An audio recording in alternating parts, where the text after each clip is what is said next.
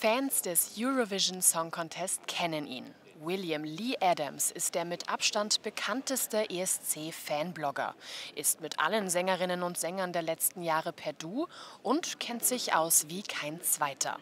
Mit Wiwibloggs hat er 2009 angefangen, regelmäßig über die weltweit größte Musikshow zu schreiben.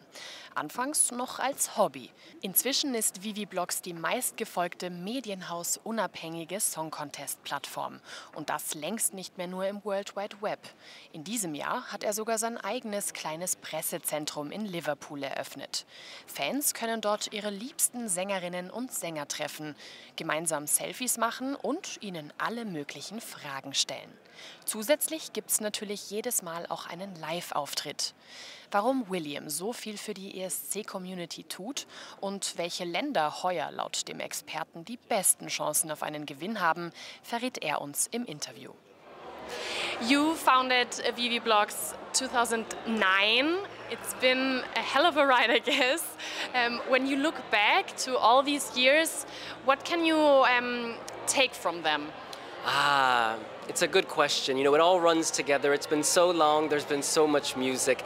But I think what I take away is the lessons you learn from the different singers. I remember in 2014, Portugal sent a singer called Susie, who worked as a flight attendant in the Middle East, in the United States, selling pharmaceuticals. And she said, William, the longer you live abroad, the less you know where your home is.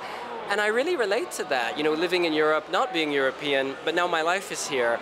And I think through the music of Eurovision, you often feel that dislocation. Where is your home? What does that mean? That idea sticks with me. That's a really beautiful idea because I have the same, like the same problem in my life, let's say. Tell us about the idea for this thing this year, for this project, for the Lush Lounge. How did that start? Oh, so for many years now, the EBU has been turning the press center into a sort of prison where you have no freedom. You can't freely report. We've had people looking over our computer at what we're doing. They've banned live streaming. They say you can't have background noise. It feels like harassment, to be honest. Like, we don't want competitors creating coverage. We want everything to come through the official channels, but that's not open media. That's not freedom of expression. That's not a free press. So we said last summer, we'll create our own press center. And so that's why we approached Lush Liverpool. This is the biggest Lush store in the entire world. And they gave us this entire floor and said, do what you want. And so we said, what a beautiful way to bring together fans, the press, with no barriers, no walls, no interference from the EBU or anyone, just the singers with their people. I love that idea. And how was it, like, to see all these fans coming here and actually being able to meet the Eurovision singers of this year? How does it feel to know that you organized that? Oh, it's really touching to see these young children meeting their celebrities, their stars.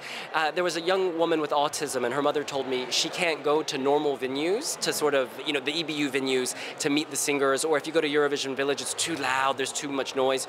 Whereas the size of this is a good size. She can come in the morning when there are fewer people here, she can meet the singers. And it's just been beautiful to see. I think Eurovision's all about bringing people together, and it is nice to think that we created a space for them. But really, it's just, that doesn't matter as much as just knowing that the people can be together. Yeah, because I remember when I was on the outside, when I started my blog, I couldn't get an interview with anyone, I couldn't get on any press list, and it can really make you feel bad about yourself. And I think what's good about this is that anyone can come, and they can have their moment, they can ask their question and feel connected. It's good that you kept doing it, because now Wiwibloggs is such a big thing, and everyone who knows Eurovision knows the blog. So, and it's way more than a blog. So I think it's really good that you stuck with it. But we already spoke before the interview. You're thinking about maybe not keeping on doing Wiwibloggs. What can you say about that? Yeah, you know, I'm getting a bit older. My back is a little creakier. I think it's a young man's game, and I'm aging out of it. However, I do love being in this atmosphere, and it gives you a burst of energy. I always told myself when I had my book come out, I would stop. And so the book is out on Tuesday. That's Wild Dances, My Queer and Curious Journey to Eurovision. Available on all good bookshops, on the shelves, and online. But you know, the book is out now, so I wonder, is this the time for me to move on? But maybe that just means doing YouTube and not doing the website. Maybe it means doing the website and not doing YouTube. Downscaling in some way. And last question, of course, we have to talk about this year's artists, this year's singers. I think it's an amazing year with many really, really good songs. What is your favorite?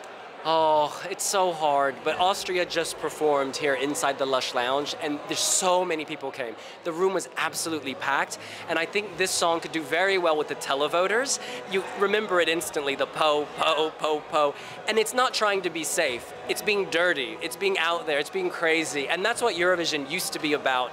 In recent years, maybe it got a little too sanitized, like a hospital. You know, everything is beautiful, but it's a little off-putting. So I like that they're keeping it dirty, while still being polished. So Austria is up there, but ultimately for me it's Finland versus Sweden. Yeah. It's hard. My head says Sweden. It's a great song, beautiful, dance, dark, but my heart says Finland, Karja.